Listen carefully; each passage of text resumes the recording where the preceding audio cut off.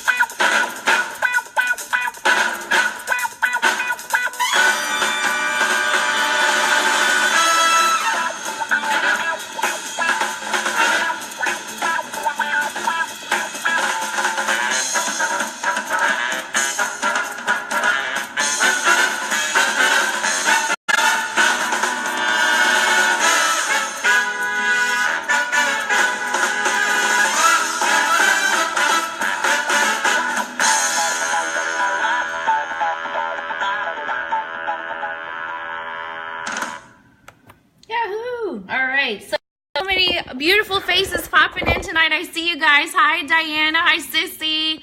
Michael's here. Tamika Haywood. You found it. You found it for sure. Thank y'all for being here. All right. So without too much further ado, I want to go ahead and tell you about our special guest today. We have a fantastic interview lined up for you tonight.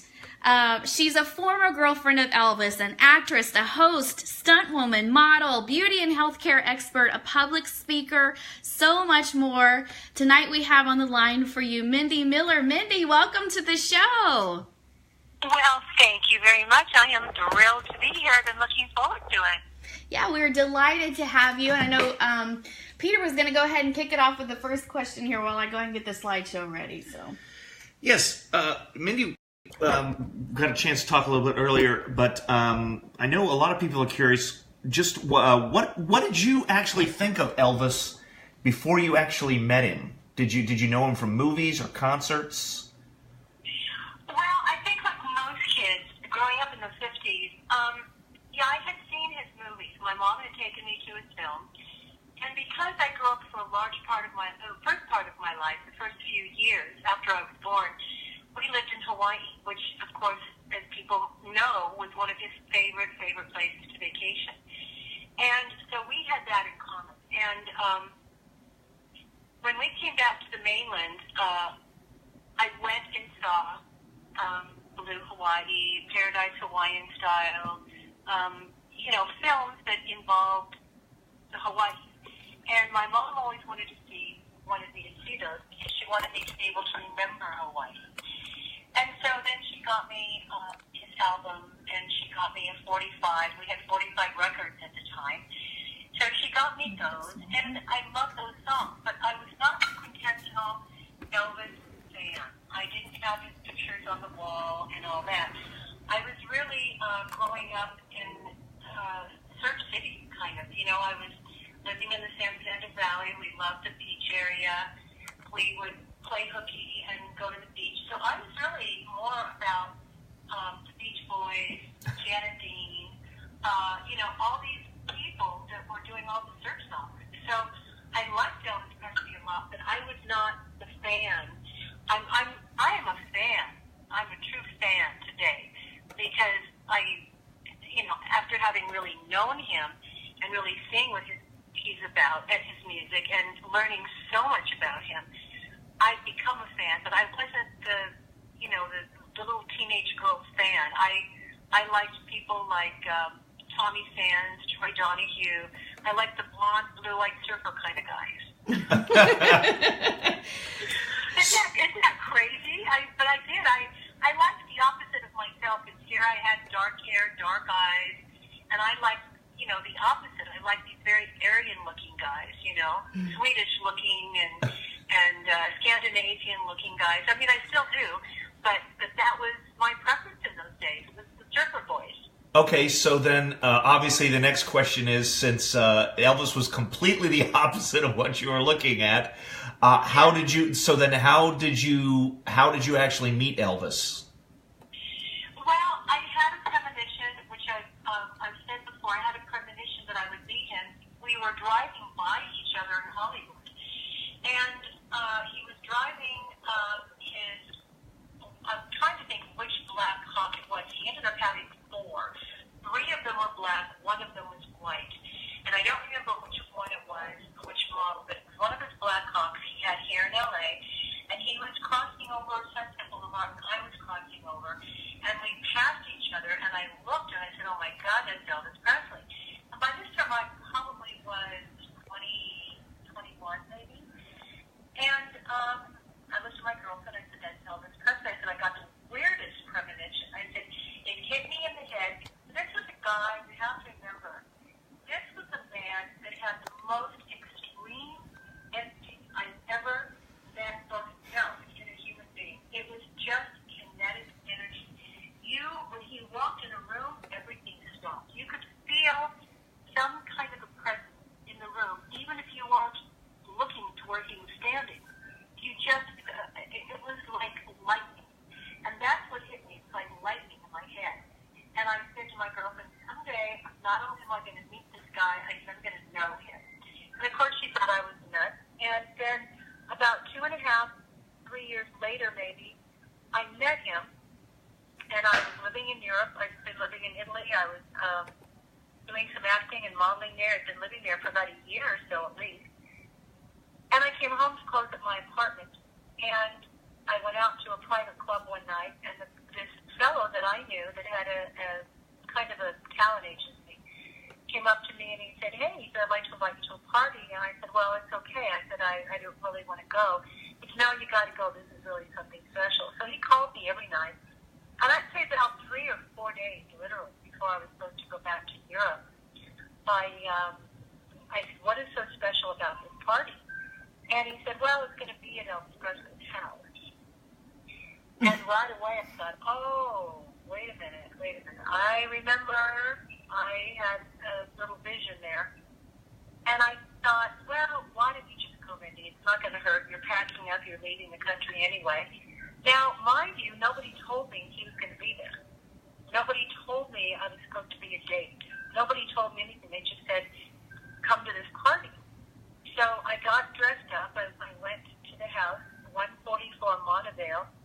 It's funny because I just took a drive by there day before yesterday. And I do that from time to time for old time's sake. It's funny.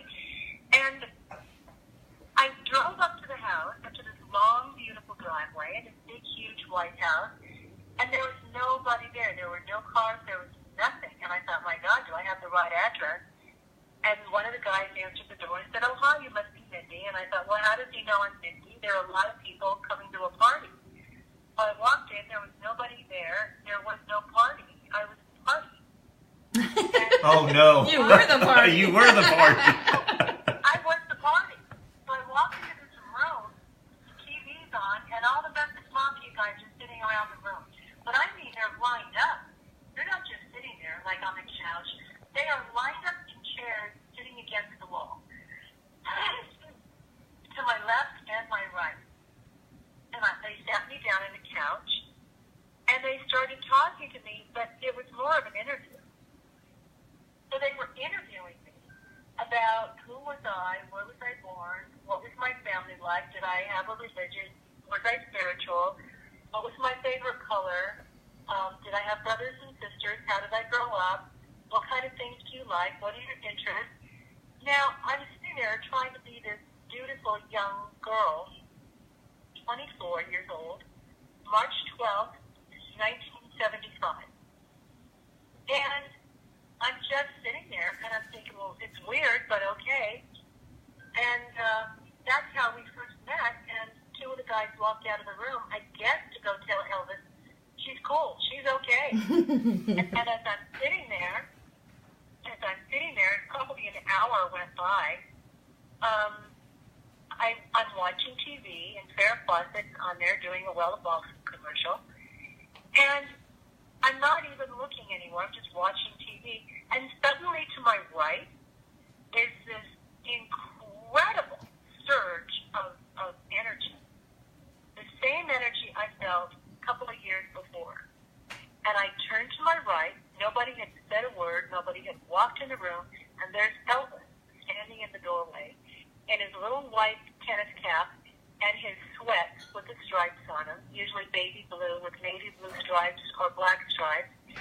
And he looked at me and he said, hi, honey. Sorry I'm late, but so were you.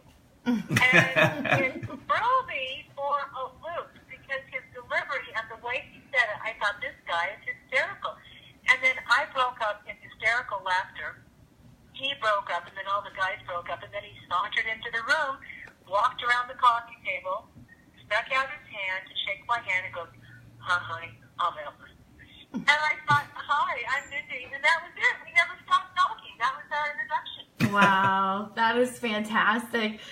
Well, we have so many friends joining us live, so I wanted to take a quick second and say hello to everybody. Sissy is here from the Elvis Find Out What's Happening Then and Now Facebook group. Thanks, Sissy, for being here. Don Wilson is here, Mindy. I know you guys are dear friends. Yeah, I want to say, can he hear me right now? He can hear you. I love you, Don, more than life. You're my best buddy forever. Aww. And I'm just giving a shout out to him. I adore this man. Nothing I would not do for him and his lady. Oh, me too. I've talked to him twice, and I say, okay, Don, we're best friends now, just so you know. That's a better, more real person. This guy is great. We love Don. We had Don on the show a couple of weeks ago. Jennifer Michelle is here. Dwayne is here. He says, Mindy and I go live while I mow my 2 acres of lawn. Love you, Mindy. Dwayne knows. Hey, Dwayne, love you. Colin Paul is here, famous tribute artist. Hi, Colin. Can I tell you, if you have not seen Colin Powell, everybody, you have got to see him. He was in Memphis, and I met him briefly last year. Not long enough, obviously. He and his darling wife, Sarah Lee, and their 2 beautiful children. He is so talented, and he is such a hard worker. And when he sings, it makes me cry, literally cry. And he was fantastic at Elvis Week. He goes every year. So everybody, please watch out for Colin Paul. He is so multi-talented and such a sweet, generous man. Yes, we totally agree. We got to meet him, too, in Memphis this year. We love Colin. Thank you, Colin, for tuning in. And also, Trina's here from Scotland. Hey, Trina. And so many more, but we got to move on. We're going to continue on with the interview. Mindy, I wanted to give you a chance to talk about your DVD because this is fascinating and this is something people can buy for themselves online. Will you talk about your DVD, what it's about, what it means to you? Yeah, well, the thing is, Elvis, there was a particular book that was coming out in 1976, and Elvis and I were upstairs in the bedroom at Graceland. And at that time, it was all red, velveteen, and gold, and, the red shed carpet in his room as well. People always ask me, well, what was his bedroom like? And it looked like the rest of the house, which was all red. So we were up there, he was pacing back and forth, and he was upset. And he said, Mindy, please promise me you will never, ever, ever write a book about me. You will never talk about our relationship. You will keep things between a man and a woman private. You will never speak of these things. Don't talk about our relationship. He was so private. So as I say to people, I have kept that promise. I've honored him for 40 long years. And when Monica led a singer, darling girl, one of my dearest, closest friends now. She is with the Essential Elvis Group, which is started 20 years ago by Mr. Andrew Hearn. And she found me on Facebook when I first got out, and she said, we'd love to do an article on you for our magazine. And I said, thank you so much. And then they invited me to England to talk. And I thought, people don't know who I am. And I know the biggest thing for Elvis was he wanted people to know who he was on a spiritual level, not just as a performer. And he really wanted people to know why he thought the way he did, why he was a seeker of truth and justice and all that. And this I know for sure. And I thought, there's only one other person talking about this, and that was Larry Geller. Mm-hmm. And who was a darling man. I love him, and I love what he stands for. And so the thing of it is, I said to Andrew, is it possible we could do a DVD? And I said, in that way, people can meet me, they can see me, people that aren't able to be here in England. And this is my first outing ever into the Elvis world publicly. And Andrew Hearn is the one that brought me out. He's the first one that made the Elvis fans aware of me in England. So he was so gracious, and he went ahead and got a crew together and filmed the hour-and-a-half interview and show and questions and answers and singing and everything that we did there for Elvis fans. They can get it if they're out of England or if they're in Europe. They can order that from Andrew Hearn. If they're in America or closer by, America or Canada, they can order from me through PayPal or send a check through my, my P.O. box. But the most important thing is I promised Elvis I would never write about him. But I tell fun stories that I know he wouldn't be okay with. Mm-hmm. We talk about things that I know he would be okay with, all in honoring his legacy and raising his legacy for the kids, grandkids, and people that will follow when my generation, which is, very close to passing on, is gone. Because when we're gone, Krista, there's nobody left. When we're gone, we're gone. Right. And so a lot of people are writing books, and a lot of people, that's why I wanted to at least do a DVD, to enlighten people to who he was, how he was, and the spiritual side of him, which is what I really enjoy talking about.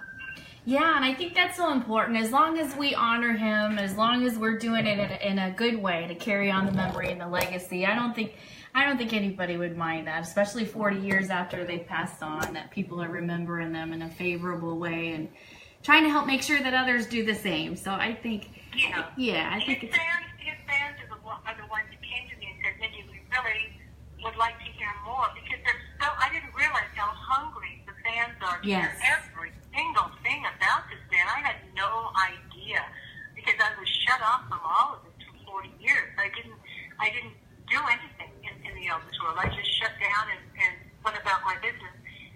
So I know that these are things that he would have wanted his fans to know. And I don't talk from me. I talk from Elvis through me. And so what I say is funneling everything that Elvis had told me, the books that we read, how he felt, verses in the Bible, to his fans. And I believe that maybe is the reason that, I was put out there in the last couple of years. And I always say I don't have a fan base. These are Elvis's fans. So whatever I can do to enlighten them and help them understand who he was. And I always say to them, please let's not remember him in the way that he passed away, but in the way that he lived his glorious life. And this is what I always say to people. Mm-hmm. I love that. Yes, somebody was congratulating me recently on the success of the show, and I'm like, it's not me, it's Elvis. I mean, there's just still so much interest in him and not enough content and plenty of people to consume content. So I'm just so grateful for the chance to just kind of give it a little bit of a platform, a little bit that I can. But I want to say hi to Beth, who's here live. Lindsay Warnock is here. Terry Lee from the UK. Hello. Catherine Holmes, Mindy, wants to know when you're coming back to Worthington, UK. I would be there today if I had a plane ticket. We feel the same way. Yeah, absolutely. I would have been there yesterday. I'm so besotted with England. I cannot tell you. I'm besotted with this country. Yeah. Jennifer Jones says, hi, Mindy, and Tamika's agreeing with this. I love you. I love her. This is my all-go-to girl. I love you, Jen. Thank you so much for tuning in. Yes, we appreciate you. All right, so a little more about Mindy, and then we'll get back into the Elvis stuff. But I know Mindy has also appeared on Entertainment Tonight as a skin and beauty expert, a beauty consultant on the Ricky Lake Show. She's a board-certified, licensed paramedical esthetician and skincare. Mindy, for the ladies and gentlemen too, why not? Can you give us one or two of your best beauty tips as a beauty expert? Well, there are a lot of secrets, but I'm going to tell you one that people very, very rarely think about. And you can Google this, but I was doing it years ago. One of the things that is one of the best and most inexpensive beauty treatments that you can do for men and women, and you don't need anything else. Let's say you're stranded on an island somewhere, you have nothing, and they always say you can take one thing, and you don't need cash. 2 words, people: baking soda. Really? Now, you're going to laugh at me. Wait till I tell you. Baking soda in your bath, baking soda in your shower instead of soap if you run out, or in conjunction with the granules of baking soda are so tiny, and the pores of the skin are very, very tiny unless a person has had acne or they've got pitted skin or something like that. So what I do is I make a paste, a little tiny paste, maybe a nickel size, with a little bit of warm water, and very easily, not hard, because you don't ever want to scrub, hard with your neck or your décolleté or your face. Baking soda is the trick. Your skin will be squeaky clean. And what you want to do is take your ring finger and your middle finger on both hands, dab it into the baking soda as you've made a paste with a little bit of warm water, and make circular motion in toward your nose. You never want to wash your face in circular motion away from the nose. And people always do, going toward the hairline. That stretches the skin out. It makes you lose collagen, which is your elastin in your skin and your face. People always email me and ask me, you're 67 and you look like you're 45. What do you do? So I try to tell people about products and all that. But baking soda, you don't use it every day because it will be too harsh. It's great for the guys. The men actually have sometimes better skin than the ladies do, because ladies are guilty of sweetening their makeup, which is the worst thing that you can do. But baking soda on your neck, your décolleté, you can use it over your whole body, and it's a bit abrasive. So what it does, it takes off all the dead skin all over your body, the kneecaps, the elbows, your face. Then you can also use it to wash your hair. You can add a little bit of that if you've got an abundance of too much product in your hair, again, men and women, whether it's hairspray or anything that builds up in the hair, that will help get it out. And you'll want to add that to your shampoo with water, rinse it out. Always rinse with cold, not cold water, because that will break the capillaries. And you don't want to do that in your face, because once they're broken, they can't be mended. That's it. So you want to do cold water always to close the pores of your skin for your face and your body. Whether it's hot or cold, you always want to cool down the body and close the pores, because you're liable to catch a cold. Your internal organs catch a cold. That's how you get sick. So you want to close the pores. So once the pores are closed, all this other stuff, debris, everything does not get in the skin, because your skin is your number one protector of the body. It's the largest organ of your body. Then you can brush your teeth with it. Again, it can be very abrasive to the enamel of your teeth, so don't use it often. But let's say you run out of toothpaste, or you're camping, or whatever, or you forget something. Baking soda, you can wash your hair, wash your face, wash your body, brush your teeth. It is the most incredible beauty product. You can get it at the 99-cent store. So it's not just for opening and putting in your refrigerator and in your freezer to take out all, the odor. It's one of the best beauty products that you can have. And I promise you, when you rinse your face after using it, you will see a huge difference in your skin. It will be squeaky clean and shiny. That's the way your skin is supposed to look. I love it. You heard it right here, you guys. TCB Radio Network on Facebook Live. Beauty tips. It's one of the cheapest beauty products you can have. And Google the use of baking soda. And there are like 1,000 different uses for baking soda. But I love it as one of my go-to remedies. And I use it on my clients. And they'll get up from the massage table, the facial table, and go, my God, my skin has never shone like this, and I don't tell them what it is. So it's a little secret. And I'll do that after the microdermabrasion, which also helps, of course. Yes. Oh, that's fantastic. Now, you guys watching us live, make sure you hit the share button. Let everybody know that you're watching tonight. We're getting some awesome stuff here from the fantastic Mindi Miller, former girlfriend of Elvis. Tamika says she's going to... Also, I just want to say, Krista, a little bit of mayonnaise under the eyes is very good because it's very rich in ammonia. Oh, I love it. I love it. Yeah, Tamika Haywood, she says she's going to try it tonight to take off her makeup. Hey, Tamika, I love you, girl. She's from California. All right. And Jennifer Jones, she says, Mindy, will you tell them about the CD of Elvis calling out your name in concert 42 years later? Oh, my God. Thank you, Jennifer, for reminding me. Yeah, you let me know, Krista, when you want me to do that, and I'll write it down so I don't forget it, because it just happened in the last few days, and it's incredible. Oh. Well, tell us the story now. Why not? As long as we're talking about it. Right? Okay, thank you, Jan. This is my love. She's my girl. She's got my back. So what happened is a lot of people, after I came out, they said, well, do you have any more pictures with Elvis? So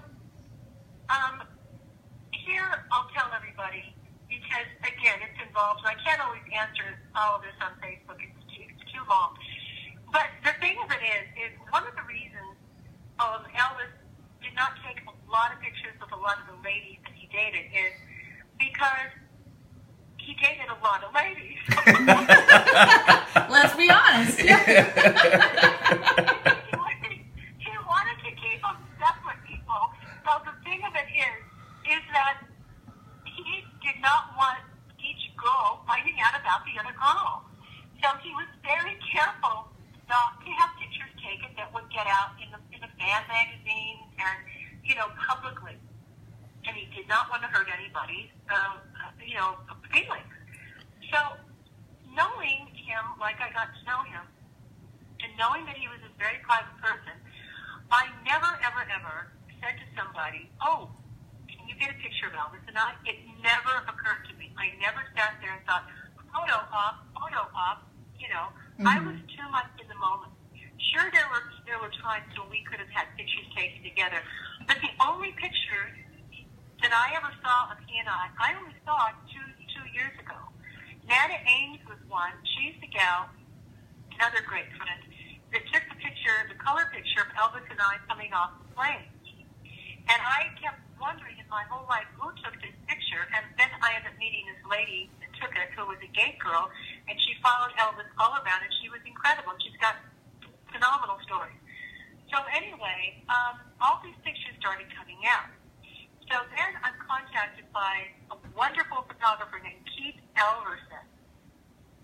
I didn't know who Keith Elverson was. I didn't know who any of these people were. So Keith contacted me on Facebook, and he said, I've got these pictures here I've had for about 42 or 43 years. He says, and I have no clue who they are. He said, you've just come out recently. Could this, by any stretch of the imagination, be you? Because it's not Linda, it's not Sheila, and it wasn't any of the other girls he was dating at that time. And I said, oh my God, that's me. He said, problem solved. So wow. He said, please don't put them on Facebook. He said, because I want to put them, and these are some of the ones that I think I need to. I want to put them in my new book, which will be coming out in August at Elvis Week. So I promised him, and I try to be a person of my word always to people and be honest, that I would not share them with anyone. So then I did, and then this week, another friend of mine was people careless. with us on the tour this year, coming from England for the Essential Elvis Tour for Elvis Week.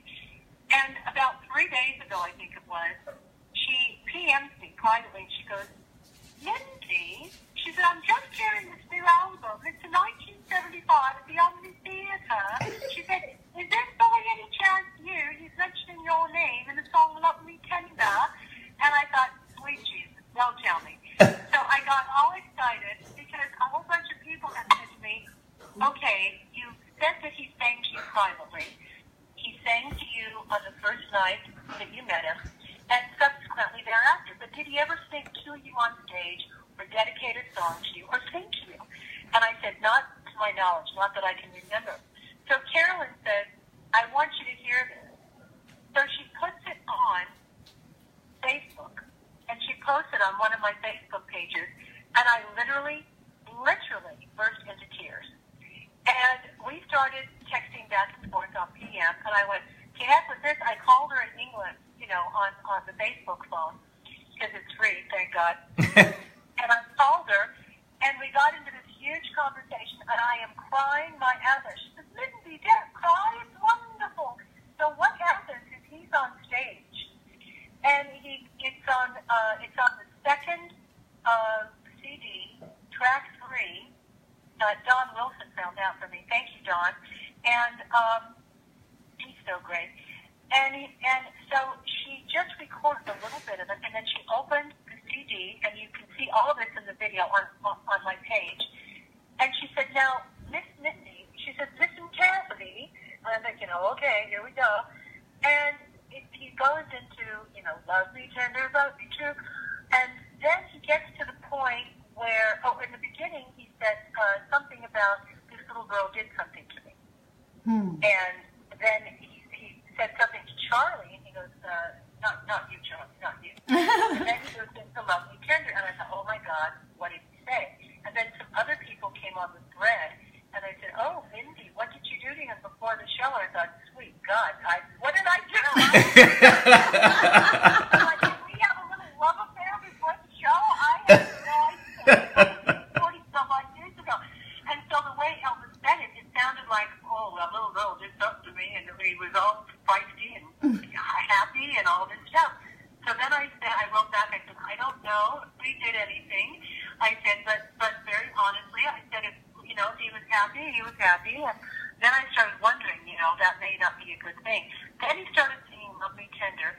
Nana Ames chimed into the thread, and she said, Mindy, she goes, I was at that show.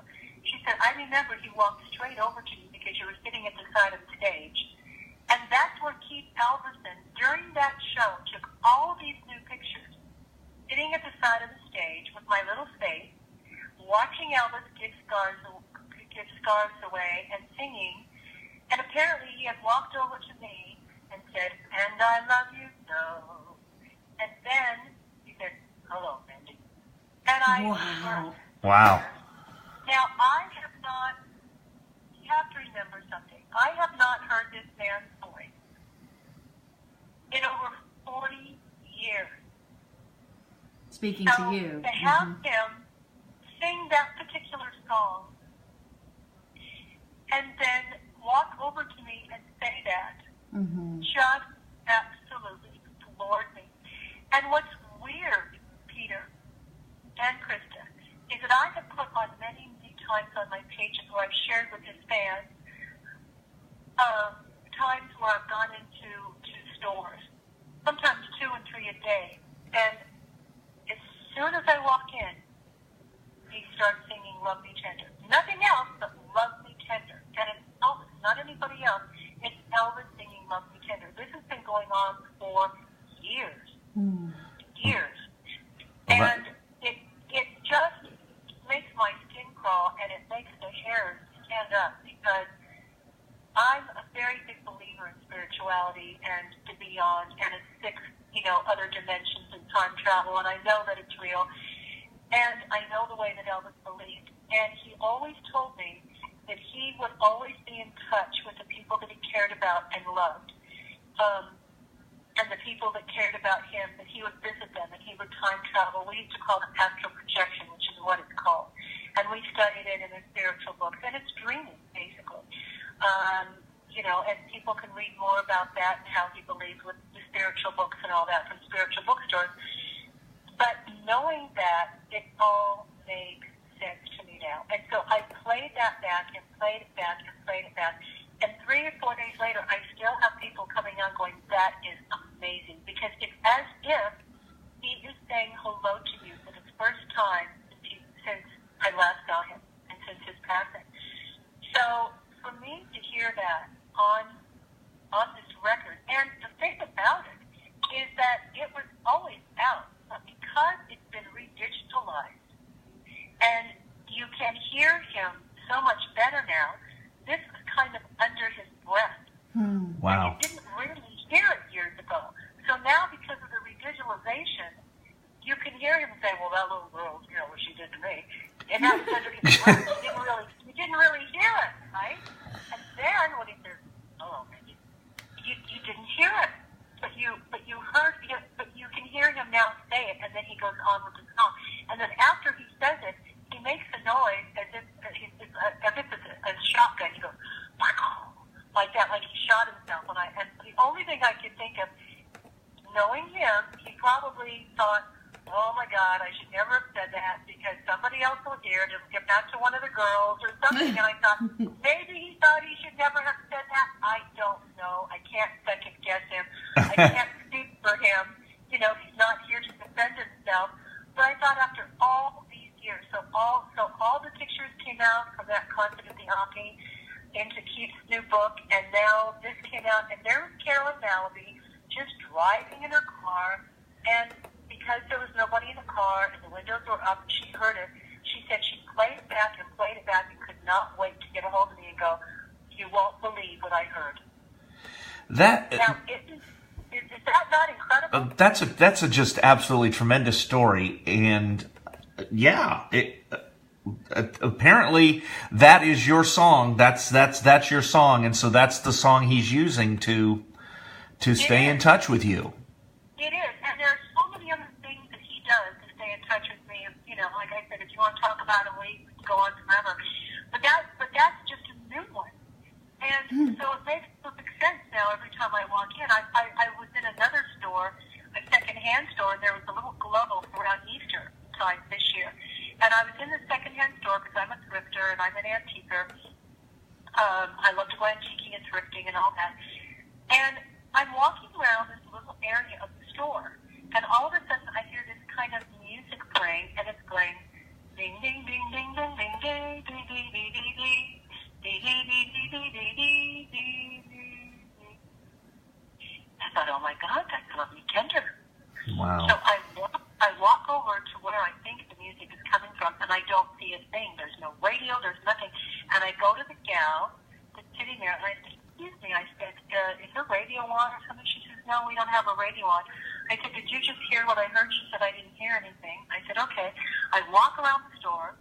I go to this corner. I'm looking for all these things. Finally, I find a little, looks like a 50s kind of globe where you turn it over and it snows, like a snow globe. Right. And there are two little bunnies in it, and they're called hip-hop bunnies from the 50s. And somebody put it out there for Christmas, probably for the children. And it was too expensive, I thought, to buy it. And, I'm sorry, wait a minute. Do I still have you there? Yeah, we're still here. I'm done. I lost you for a second because a call came in and I averted it. So I go to this snow globe, I turn it upside down just to shake it to turn it back up, and lo and behold, it's a music box. I said, oh my God, don't even go there, don't even tell me. I slowly turn the key, and I set it back up, and it plays. Now, remember, nobody turned it on, nobody heard it, nobody was there. I thought, oh my God, if this isn't a sign. Now, this is at Easter time this year. I said, this is incredible. I took a picture of it, and I thought, I got to share it with his fans. They would love this. So I share it with his fans. We get a lot of likes, and everybody goes, you need to go back and buy that globe. telling you that he wants you to have it. And now, normally I would think that way. I thought, oh, pshaw, no, that's not true.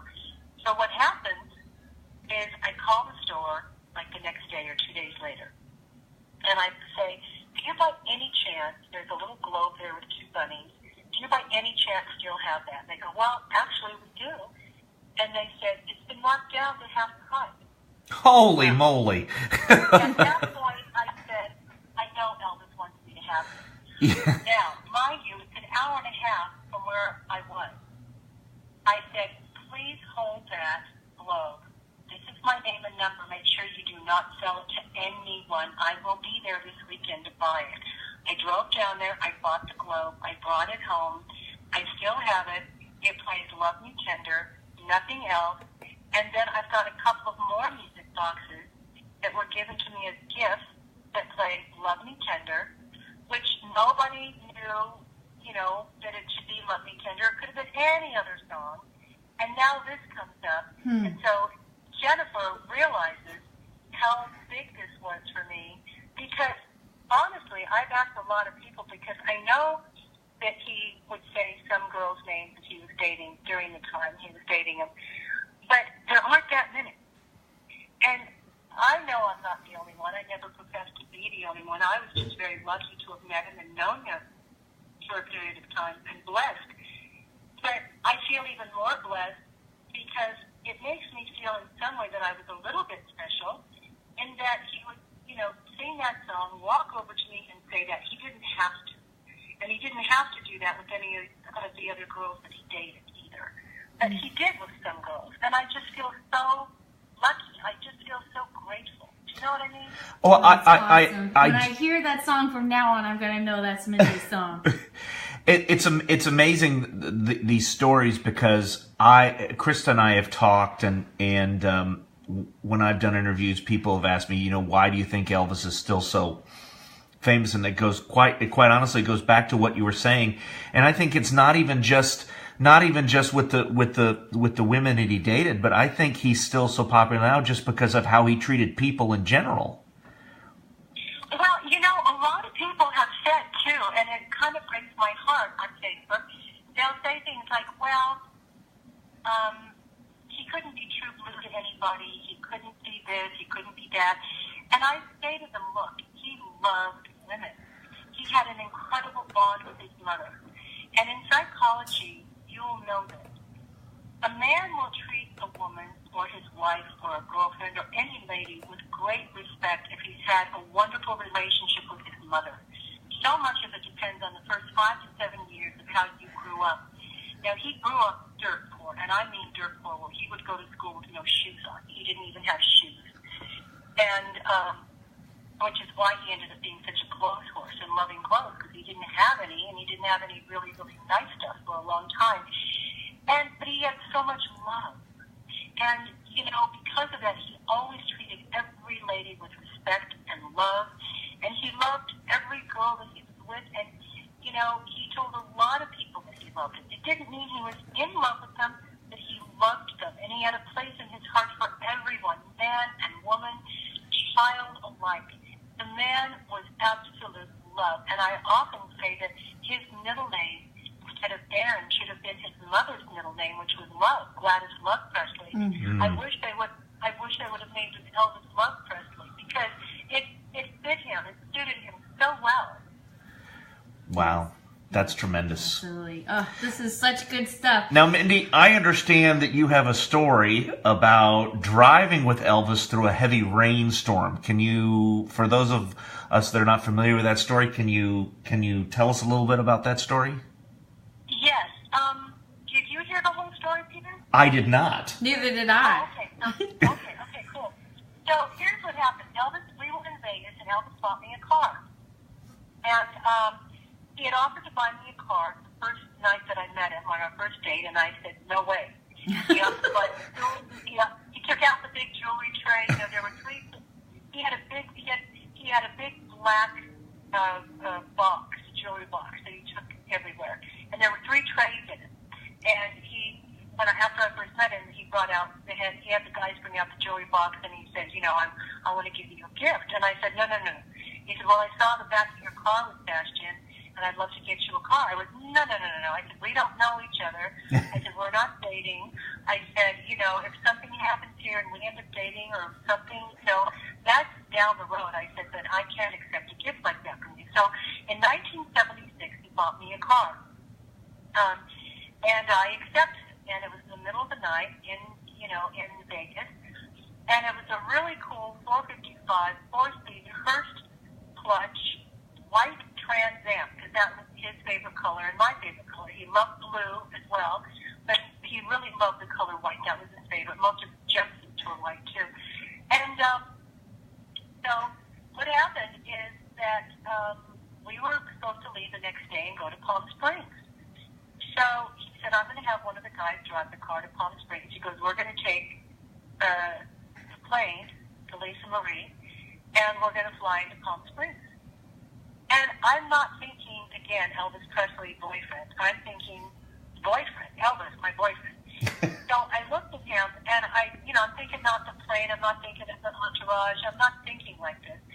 So I said, Elvis, is there any chance we could drive the car to Palm Springs instead? I had no clue what I was asking, because here he is. They're loading up the plane. They're gassing up the plane. He's got the entourage ready to go. He's called the pilot, Milo High. It costs a fortune, right? Mm-hmm. And I'm going, well, can't we just drive there? Not thinking of the entourage, not thinking of anybody else, just me and my boyfriend driving the car to Palm Springs. Well, you just wanted to spend more time with him. Well, you know what I mean? So I'm thinking this would be cool. We're driving, my new car. So he looks down at me and he goes, let me think about that a minute. And he stood there literally thinking. And I'm watching him. And he's thinking. And I said, yeah. And he goes, sure, honey, we can drive the car.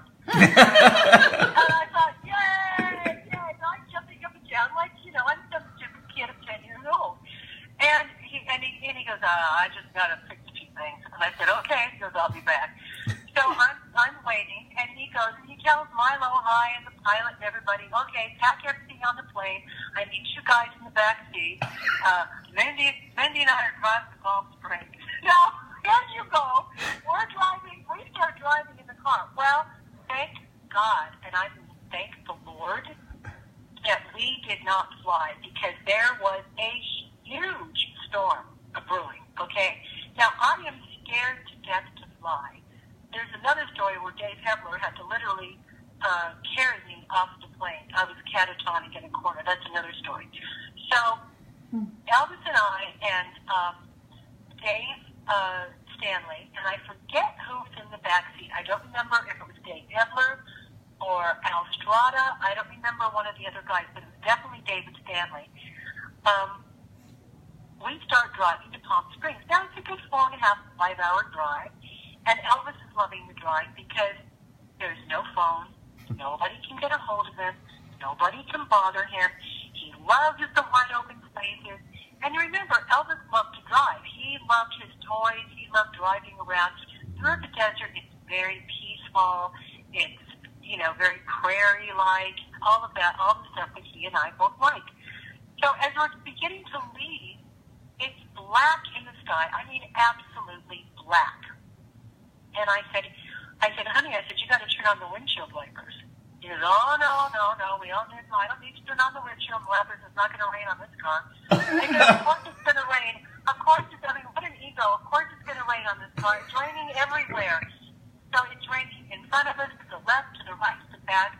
Now, David Stanley swears up and down that there was a sunroof or a moonroof. I don't remember. And what happened is, Elvis says, and he totally believed that he could move clouds. He was very healing. He could put his hands on your stomach and heal you when you didn't feel well. He could put, he did what is called a laying of the hand. And he could do it. And so he takes his right arm, he's driving with his left, and he flails his right arm up and above, the car, and he goes, watch this. And I'm like, okay, here we go.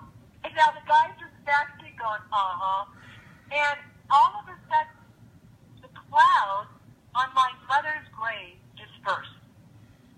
Literally dispersed. It's as if Moses parts the Red Sea. Seriously.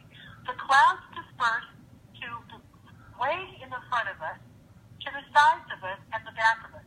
It is raining cats and dogs all around the car. It never put a drop of rain on the car to this day. Now, I did not know that David Stanley wrote that story in his book. So I was thrilled to death because I don't read the books. I've never read any of the Stanley books. I just don't read the books. I haven't read any of them. So I thought, well, thank God for Dave. And I remember calling Dave and going, thank God you told the story so these people don't think I'm just off my rockers. Yeah. Oh, here comes that Mindi Miller again. Just shake your head. That is exactly right, people. That is exactly right. Now, a couple of guys came on there and said, oh, this is such trash. And of course, I had to delete them because, everybody that comes, that's a friend of mine that loves Elvis, they're not my fans, they're Elvis's fans. I'm just speaking for him and through him and sharing with the fans.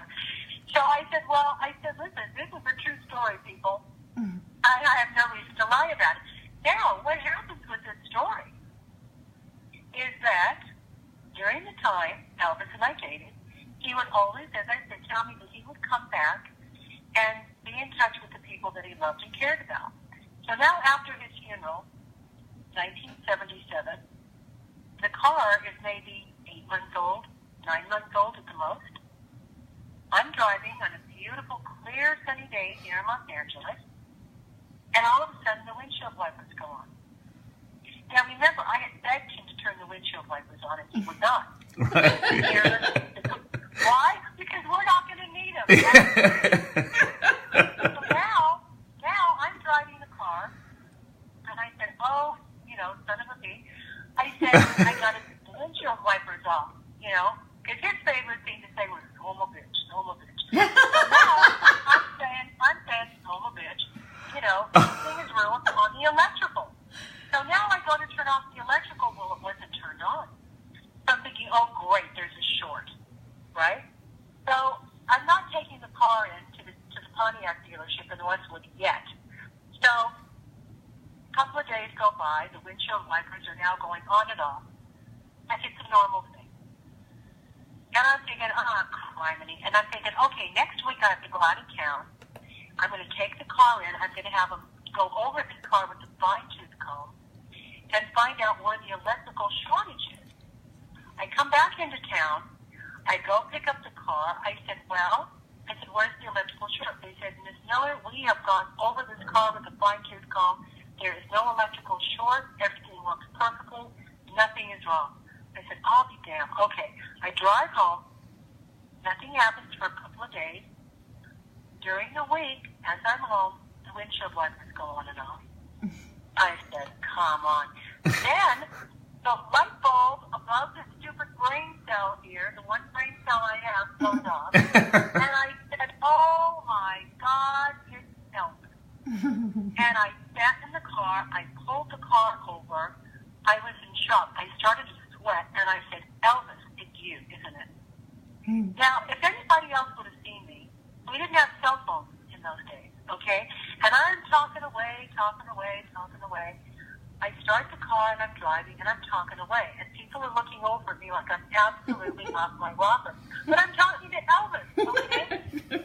So I said to him, I remember now that you told me that you would give a sign of some kind. Now, it's got to be either some kind of a physical sign or a sign that will let you know that he is trying to get in touch with you. Now, there were a lot of things, and there are still other things, but this was the most physical thing that he could show me because he bought me the car. He was the first person to drive that car. It had his energy all in that car, all over that car when we got, after we got to Palm Springs. And the windshield wipers was the biggest thing because we're not going to need them, and I'm the one that kept saying, honey, please turn them on, please turn them on. And so so now here he is. He's passed over. He's a little late turning on the windshield Yeah. wipers. He's a little late turning on the windshield wipers. And I'm sitting there feeling like an idiot. And I said, I love you more than words could ever say. And I started crying. Oh. And I said, thank you from the bottom of my heart for telling me that you're okay, that you've passed over, that you're visiting everybody. And thank you for remembering me. And that was not the last time it happened. I eventually did sell the car. Unfortunately, I wish, of course, today I had it. The cars were very difficult to keep up for 40 or 50 years. You got to have the money and all that. That car itself was a fortune now, let alone an Elvis Presley car. But that story goes down in history for me. As I tell people, on my parents' grave, on his grave, this is a true story. I don't need to lie. I don't need to make things up. This is a true story. And I know that things have happened to other people that knew Elvis as well. We've talked, and he's visited a lot of people in his own way. But that was huge for me. Huge. Yeah, absolutely. Wow.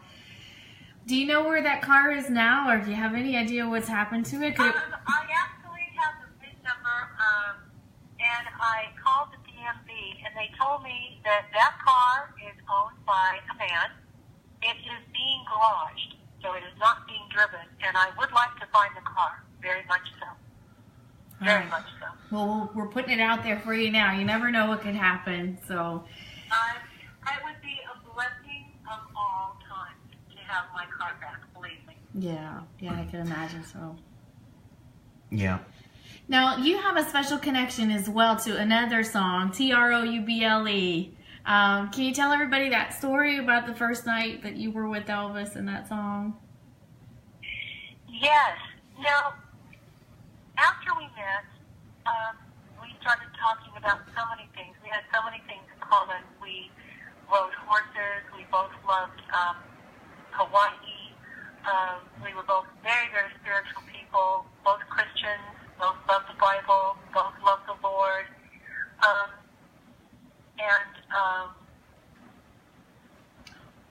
We both loved singing.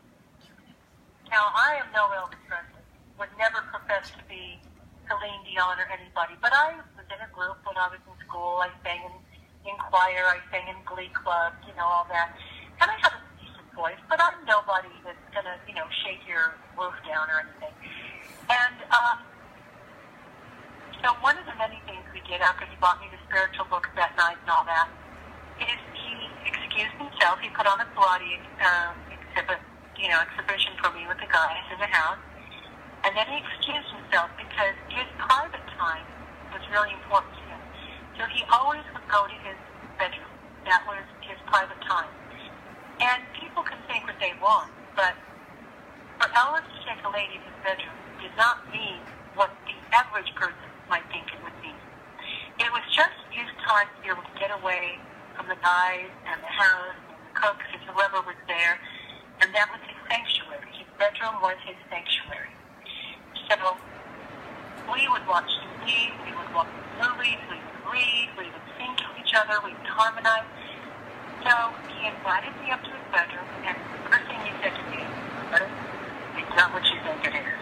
And I said, "I'm not thinking anything. I'm not thinking anything." He said, "Well, it's not that. It's not what you think." He said, "It's my alone time, and it's my time to get to know you and be with just you alone." Because during the whole evening, we've been together with the rest of the mafia, all the guys. So he went up to his room, and he sat me on the edge of the bed, and he said, "Now, honey," he said, "sit there. I'm gonna play something for you." He said, "I just finished recording this today." And I said, "Okay." And he had one of those big recording machines, that goes around with the tape on it. Right. That they're like dinosaurs. Yeah. So he said, "This is my latest song." He says, "And I'm going to sing it for you." And I thought, sweet Jesus. Elvis Presley is going to sing just to me in his bedroom right now, right? So he gets up, he's standing in front of me in his sweats and his little white, tennis cap.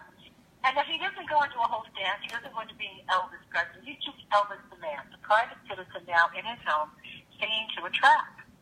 And he starts the track, and he goes, Well, I was just a little bitty baby boy, you know, blah, blah, blah. And he goes into the song. It's Trouble, John, John, John, John, John, John, John, John, John, John. And it was a rockin', swingin' song, and it was like this country rock and roll song that later Travis Tritt did that I love. Yeah. And it became one of my favorite all-time Elvis songs. Not because he sang it to me or anything, but it was just, I mean, it was for me, it's an incredible song. And then when we went on tour later, he sang it, but not a lot. And I think he only sang it that first year or that first few months when he went on tour. It was a really wordy song. Yes. And because it was wordy, he always was afraid he'd forget lyrics to things. And especially with new songs, he'd always, you know, he was nervous. Even though he was Elvis Presley, every single show he was nervous. He would come out and he'd say, well, now, if I don't remember the song, ladies and gentlemen, bear with me here. And he'd take the sides to the songs, and then usually like the first stanza or the first few chords or whatever, he'd sing it and then put the paper down. But Trouble was wordy. And then, you know, during our little courtship, he would say things to me like, hey, Trouble, or he'd call me, hey, Trouble, or hey, Eminem. And so the song became a song for me that had special meaning, you know? And so it was the first song I ever heard him sing, to me, personally, privately. And then I realized how much he loved singing because he'd sing all the time. He sang in the car on the way to Palm Springs. He'd turn on the radio. He'd be singing all the way. You would think the band sang enough that he wouldn't want to sing. He was always singing or humming or tapping his foot. The man was just music. He loved music. That's great. Well, I gotta tell everybody, because they probably heard a couple minutes ago, I have big skylights in my house, so when it starts raining, it gets very loud in here. So you might have heard it, Mindy. The rain started to fall, and all of a sudden it's silent again. I just want to point that out to everybody. I literally thought we were going to have to wrap up the interview because the rain was getting so loud, and it has stopped. So thank you, Mindy. Just saying. No, thank you, Elvis. Thank you for stopping the rain or making it rain. But isn't that weird that it's raining during the time we're talking about this? Yeah, it literally rained for, like, you guys heard it. I know you heard it, like 30 seconds, and now it's silent again. It so does not surprise me. It so does not surprise me. Unbelievable. He's letting everybody know he's here, he's listening, he's gotcha. Now I have chills. Okay, so I wanted to wrap up the interview, Mindy, by giving you a chance to talk about your YouTube channel and all the things that you are up to now, because there's so much more to Mindi Miller, and we want to be able to post all that on the blog. And you guys, I want to let you know too, before we go into all this, I will be putting in the blog post how you can get Mindy's DVD. So if you weren't able to write all that information down, it's okay. I will put it up on the blog post, TCBRadioNetwork.com. And I want to thank everybody for tuning in live. But with that, Mindy, will you go into just, we'll wrap it up with talking about your YouTube channel and what you're up to now. Well, what happened is I started a YouTube channel, and it was basically called Your Best Skincare Aesthetics, which is the name of my company. And I, do facials and makeup and microdermabrasion and massage and reflexology and Reiki therapy and all kinds of things, and anti-aging for men and women. So I'm all about eating right and eating 80% alkaline diet, drinking alkaline water, because you want your body to be balanced. You always want your body to be balanced between 7.5 and 9.5. And if it isn't, that's when you're going to start getting diseases. And I remember one of the things Elvis, he taught me so many things, but one of the things he always liked to look for, he loved to look for words within words. So if he'd say, honey, do you realize that? He'd say, now listen to that word, realize. And I'd say, okay. He goes, what are the words in that word? And I didn't get it. And he'd say, real eyes. You're seeing things with real eyes. Therefore, you are realizing something. Okay, that makes total logical sense to me. The word disease. Dis-ease. Your body is at dis-ease with itself. Disease. Because most of cancers and most of the debilitating diseases that we have start in the colon. and then they metastasize and filter out into the organs of your body, people are not aware of colon therapy. They're going to boo-ha-ha, they're going to talk about it, they're going to go, I'm not going there, I'm not doing that. But I tell people, especially men, they're just, I get it, but I've been doing this for over 35 years, and I am never sick. I keep a size 4. I have so much energy. I'm up night and day, but because I'm constantly internally cleansing, it doesn't give my body or my internal organs a chance to get sick. I don't take a drug. I don't take an aspirin. I take nothing. I am like so much younger internally. And I thought that it would be this way when I started. And now 35 some odd years later, and people look at my picture and they go, there's no way you're almost 70 years old. And I'm like, there is no way I'm almost 70. I'm 67, and I don't feel like it. I feel like I'm 30, 35 years old. And I tell people, if you would just try and follow my lead, I promise you that this works. And I am the one that's the guinea pig, because I've done it on myself. I eat a certain way. I don't eat after 7. I'm not saying I don't want chocolate. I'm not saying I don't cheat. And I do. Well, you're human. That's good to know. When I get back on my program, and people, they always, like they invite me, we'll barbecue. Well, I don't eat barbecue because anytime you burn food, it's carcinogenic, and it causes cancer cells to metastasize or build on each other. The worst thing you can eat, I know you're not going to want to hear me say this, is burnt food, blackened food, and I love blackened salmon. I love soul food. I love the kind of food that you get in New Orleans, blackened this. Well, I love it. But it's carcinogenic, and you're burning the food content. You're burning the minerals, the vitamins, the enzymes, and everything out of the food. So by the time you're eating you're eating dead carcass anyway from an animal, which is meat. Then you're burning it, and then you're wondering why your body can't assimilate. It takes 18 hours for your system to literally break down a steak. And the worst meat you can eat is the cow, because the cow does nothing but stand. If you're going to eat meat, the reason the American Indian ate meat was the bison, because the bison ran. So the difference is, if you sit in front of your TV all day and do nothing, look what happens to your body. But if you get out and you run or you jog or you walk, look how different that person's body is from the person that does absolutely nothing and sits there. That's the difference in the bison and the cow.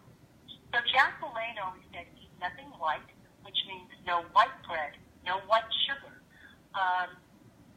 brown sugar if you have to have it, no white rice, brown rice, nothing from the cow, not cow milk. You can drink almond juice, which they call almond milk, but almond is really, it's a juice. Coconut juice, not coconut milk. And I talk about this on my YouTube show because I want to help people be the best that they can be. I want them to be healthy. I want them to be young. I want them to live as long as they can. Enjoy your job. Enjoy your retirement. Enjoy your kids, your grandkids. And there's no reason we shouldn't be living well into our 90s and 100s. But it's all the crap that we're ingesting. It's the air we're breathing. It's the stuff we buy with all the, all the sprays on it. Always buy organic if you can. Stay out of the sun. The sun is not your friend. The sun is your enemy. I talk about this just on my first few YouTube shows. So I need to do more shows. And, people can find me on YouTube. You can ask questions there. I answer everybody. Some of my Elvis interviews are there as well. And I need to do more, but I love what I do. I'm passionate about it. I'm passionate about health and anti-aging. And again, our generation doesn't need to be sick. We don't need to be living on pills and being diabetic. It's all about food. If you can turn your diet around and start eating what we call a raw diet, which means salads, foods that aren't cooked. You should not be cooking foods over 160 degrees because you're cooking everything out of it. But if you're eating your raw food, which is your salad, Your raw fruits, don't eat your vegetables and your fruits together. They should never be mixed. I've literally gone to schools and camps where they teach you how to eat, what to eat, food combinations, and I can honestly say this to people. You can turn diabetes around. You can turn cancer around. The problem, and I tell people this that have cancer, if you're, God forbid, in the third or fourth stages of cancer, it can be turned around. But what's happening is cancer is big business, and they make a lot of money. This country makes a lot of money off cancer and drugs. We know that. So what I tell people is you've got to change your way of eating immediately. No alcohol, no smoking, no ingesting certain things. But the doctors will put you through chemotherapy.